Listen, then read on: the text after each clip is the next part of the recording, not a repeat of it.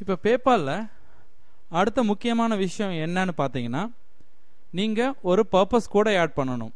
Purpose கோட்னா என்னன்னு பார்த்தீங்கன்னா, ஆக்சுவலாக இந்தியன் கவர்மெண்ட் ரூல்ஸ் படி நீங்கள் பேபால்லேருந்து அனுப்புகிற பணமும் சரி, இல்லை உங்கள் பேபால் அக்கௌண்ட்டுக்கு நீங்கள் ரிசீவ் பண்ணுற பணமும் சரி, எதுக்காக அனுப்புகிறீங்க, எதுக்காக வாங்குறீங்கன்னு கவர்மெண்ட்டுக்கு தெரியப்படுத்தணும்.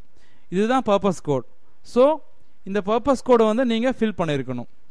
இங்கே இருக்குது பார்த்தீங்களா, ஆட் அ பர்பஸ் கோட். இதை கிளிக் பண்ணுங்க. கிளிக் பண்ணிவிட்டு எதுக்காக பணத்தை நீங்கள் அனுப்புகிறீங்க, இல்லை எதுக்காக பணத்தை வாங்குறீங்க,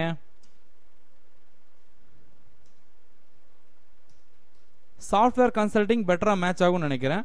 ஸோ சாஃப்ட்வேர் கன்சல்டிங் செலக்ட் பண்ணிக்கோங்க.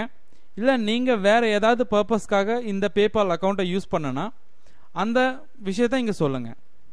இப்போ நான் இந்த வீடியோவில் சாஃப்ட்வேர் கன்சல்டிங்குங்கிறத கொடுக்குறேன். கொடுத்துட்டு சேவ் கொடுங்க.